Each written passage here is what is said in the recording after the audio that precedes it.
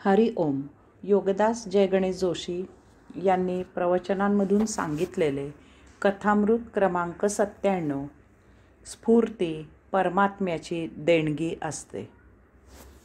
श्री रवींद्रनाथ टागोरांना त्यांच्या गीतांजली या पुस्तकासाठी जगातील सन्मानाचे, प्रतिष्ठेचे मानले जाणारे नोबेल पारितोषिक मिळालेले होते, हे सुप्रसिद्धच आहे. त्या गीतांजली संबंधीची ही कथा आहे. श्री रवींद्रनाथ टागोरांनी गीतांजली हे पुस्तक लिहिले. त्यानंतर ते जागतिक स्तरावर लोकांना माहीत व्हावे म्हणून त्याचे इंग्रजीत भाषांतर केले. स्वतः श्री रवींद्रनाथ टागोर हे इंग्रजी भाषेचे गाढे विद्वान होते. त्यांना इंग्रजी भाषेचे फार उत्तम ज्ञान होते. तरीही कितीही कसे झाले तरी इंग्रजी ही काही आपली मातृभाषा नाही. हे पुस्तक जागतिक स्तरावर वाचले जाणार आहे. त्यामुळे त्यांनी हे गीतांजलीचे इंग्रजी भाषांतर एखाद्या इंग्रजी भाषा उत्तम प्रकारे जाणणाऱ्या विद्वानाला, भाषा पंडिताला तपासायला द्यायचा, त्याला त्यात दुरुस्त्या सुचवायला सांगायचा पक्का निर्णय केला. त्याप्रमाणे त्यांनी गीतांजलीचे इंग्रजी भाषांतर ॲड्यूज नावाच्या एका इंग्रजी भाषा पंडिताला वाचायला आणि तपासायला, त्यातील चुका शोधून त्या दाखवायला म्हणून दिले. त्याप्रमाणे त्या विद्वानाने श्री रवींद्रनाथ टागोरांच्या गीतांजली या पुस्तकात 4 ठिकाणी इंग्रजी भाषेच्या व्याकरणाच्या दृष्टीने दुरुस्त्या सुचवल्या. इंग्रजी भाषेच्या दृष्टीने विचार करता 4 ठिकाणी ते 4 शब्द बदलणे आवश्यक होते. त्याप्रमाणे रवींद्रनाथ टागोरांनी ॲड्यूजलाच तेथे चपखल असे 4 शब्द सुचवायची विनंती केली. त्याप्रमाणे ॲड्यूजने जे 4 शब्द सुचवले तेच 4 शब्द त्या 4 ठिकाणी त्यांनी बदलले. पुढे या इंग्रजी भाषांतरित गीतांजलीचे लंडनला काही अगदी निवडक, मोजक्या परंतु महान कवींपुढे श्री रवींद्रनाथ टागोरांनी एका खाजगी बैठकीत काव्यवाचन केले. तेथे काव्यवाचन चालू असताना त्या महान कवींमध्ये यीट्स नावाचा एक विद्वान कवी उपस्थित होता. तो मध्येच उठून उभा राहिला आणि म्हणाला की 2 ठिकाणी काहीतरी विचित्र वाटत आहे. 2 ठिकाणी 2 शब्द जणू काही बाहेरून उधार आणल्यासारखे वाटत आहेत. ते तुमचे शब्द वाटत नाहीत. श्री रवींद्रनाथ चकित झाले. त्यांनी ॲड्यूजबद्दल सांगितले. तेव्हा यीट्स म्हणाला की व्याकरणाच्या दृष्टीने ते सर्व काही ठीकच आहे, परंतु ओघवत्या देववाणीप्रमाणे आपलेच मूळ शब्द तेथे ठेवावेत.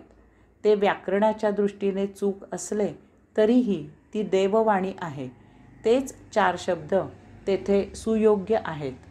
तेच 4 शब्द योग्य आहेत, कारण ते उत्स्फूर्त आहेत. स्फूर्ती ओघवती असते. ती परमात्म्याची देणगी असते. ती देववाणी असते. त्यावेळी लेखक तेथे गैरहजर असतो. कथामृत क्रमांक 98. संपत्तीचे प्रदर्शन करू नये. हस्तिनापूर राज्याचे वारस धृतराष्ट्र आणि पांडू हे सख्खे भाऊ होते. धृतराष्ट्र जन्मांध होता. तो राजधानीतच बसून असे. त्याला दुर्योधनादी 100 पुत्र होते. ते 100 पुत्र कौरव म्हणून ओळखले जात. पांडू महापराक्रमी होता. त्याने हस्तिनापूरचे राज्य आपल्या पराक्रमाने विस्तारित केले. न्यायाने प्रजेच्या हिताचे रक्षण करत राज्य चालविले. त्याला 5 पुत्र होते. त्यांना पांडव असे म्हणत. पांडूला शिकारीचा फार नाद होता. त्यामुळे तो वनातच राहत असे. त्यामुळे त्याचे पुत्र पांडव हे लहानपणी वनातच ऋषीमुनींच्या सहवासात वाढले. पांडू अरण्यातच कालवश झाला. ऋषीमुनींनी त्याच्या पुत्रांना धृतराष्ट्राच्या हवाली केले. पुढे 100 कौरवात आणि 5 पांडवात हस्तिनापूर राज्याची अर्धी अर्धी वाटणी झाली. पांडवांनी आपल्या महापराक्रमाने राज्याचा विस्तार केला. अलोट धनसंपत्ती आणि वैभव मिळवले. प्रजेचे रक्षण केले. न्यायाने राज्य केले. यथा कालावधी पांडवांनी त्या काळी खूप प्रतिष्ठेचा मानला जात असलेला राजसूय यज्ञ केला. या राजसूय यज्ञाचे वेळी पांडवांनी सर्वांना भरपूर दान केले. ज्याच्या त्याच्या योग्यतेप्रमाणे सर्वांचा सन्मान केला. सर्वांना बहुमूल्य भेटवस्तू दिल्या.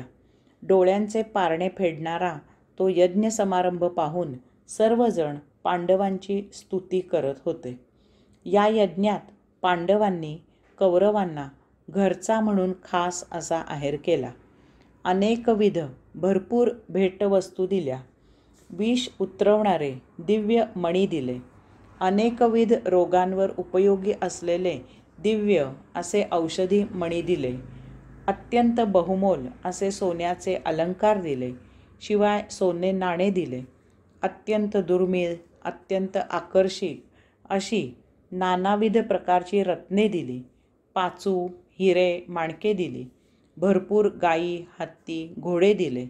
विविध प्रकारची वस्त्रे दिली. मऊ मऊ उबदार पांघरुणे, शाली दिल्या. लोकरीची वस्त्रे दिली. गालिचे दिले. अशा प्रकारे अनेकविध वस्तू देऊन पांडवांनी कौरवांचा मोठा सन्मान केला. ह्या अशा भेटवस्तू मिळाल्यावर, इतका छान सन्मान केल्यावर कौरवांचा सर्वात वडील भाऊ दुर्योधन हा अत्यंत मत्सरी झाला. पांडवांचे हे डोळे दिपवून टाकणारे वैभव पाहून तो पांडवांचा द्वेष करू लागला. त्याच्या तळपायाची आग मस्तकात गेली. त्याला पांडवांना भिके कंगाल कधी एकदा करीन असे झाले. आग भडकली. यामधूनच त्याने शकुनी, कर्ण, दुःशासन यांच्या सल्ल्याने पांडवांना देशोधडीला लावायचा बेत तयार केला. त्यामुळे पुढे सर्व विपरीत घडले. महाभारतात जे घडले ते घडले. आज आपण यापासून शिकायचे आहे की संपत्तीचे प्रदर्शन करू नये.